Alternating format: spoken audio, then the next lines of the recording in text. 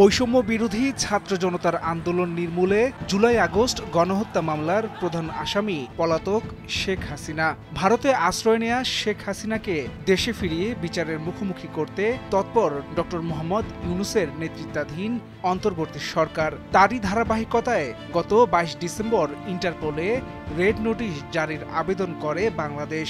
সেই সঙ্গে সাবেক প্রধানমন্ত্রী শেখ হাসিনাকে ফেরত চেয়ে ঢাকার দেয়া কূটনৈতিক পত্র গ্রহণ করে দিল্লি। ২৩ ডিসেম্বর ঢাকার দেয়া কূটনৈতিক পত্র গ্রহণের বিষয়টি নিশ্চিত করেছেন ভারতের পররাষ্ট্র মন্ত্রণালয়ের মুখপাত্র রণধীর জয়সওয়াল। তিনি বলেন, শেখ হাসিনাকে প্রত্যর্পণের অনুরোধ সম্পর্কিত একটি কূটনৈতিক পত্র বাংলাদেশ হাইকমিশন থেকে হাতে পেয়েছি। তবে এই মুহূর্তে বিষয়টি নিয়ে কিছু বলার নেই। ওই দিনই ভারতকে কূটনৈতিক পত্র পাঠানোর তথ্য সংবাদ মাধ্যমকে জানান অন্তর্বর্তী সরকারের পররাষ্ট্র বিষয়ক উপদেষ্টা মোহাম্মদ তৌহিদ হোসেন। নিজ মন্ত্রণালয়ে সাংবাদিকদের একথা জানান তিনি। পররাষ্ট্র উপদেষ্টা বলেন, বাংলাদেশ ও ভারতের মধ্যে প্রত্যর্পণ চুক্তি রয়েছে। এই চুক্তির আওতায় ভারতে চলে যাওয়া সাবেক প্রধানমন্ত্রীকে বাংলাদেশে ফিরিয়ে আনা যেতে পারে। এবার শেখ হাসিনাকে ফিরিয়ে দিতে বাংলাদেশের অন্তর্বর্তী সরকারের অনুরোধ প্রত্যাখ্যান করল ভারত। সাফ জানিয়ে দিয়েছে, সাবেক প্রধানমন্ত্রী শেখ হাসিনাকে প্রত্যর্পণ করবে না ভারত। ভূ রাজনৈতিক নানা বিষয় এবং প্রত্যর্পণ চুক্তির শর্তের কারণে ভারত এ কাজ করবে না বলে বৃহস্পতিবার দ্য ইকোনমিক টাইমস এক প্রতিবেদনে জানিয়েছে।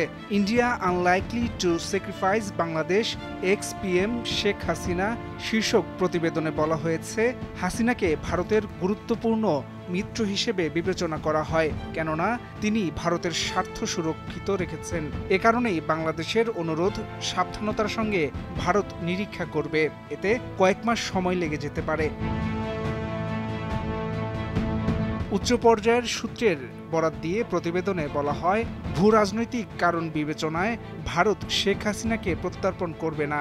ভারত মনে করে এ প্রত্যর্পণে রাজি হলে প্রতিবেশী মিত্রদের কাছে ভুল বার্তা যাবে।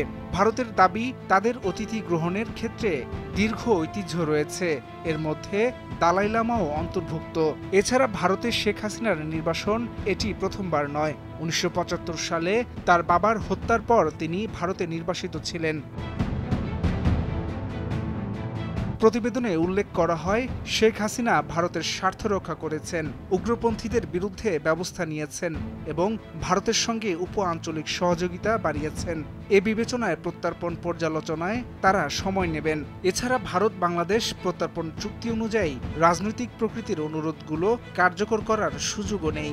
সূত্রগুলো মনে করে, বর্তমান পরিস্থিতিতে শেখ হাসিনাকে বাংলাদেশে ফেরত পাঠানো হলে তার জন্য একটি অনিশ্চিত ও ঝুঁকিপূর্ণ পরিস্থিতি তৈরি হতে পারে। এ কারণে রাজনৈতিক বিশ্লেষকদের মতে ইস্যুটি জটিল এবং সময় সাপেক্ষ বলে বিবেচিত হচ্ছে। হাসান শাব্বির, ভোরের কাগজ।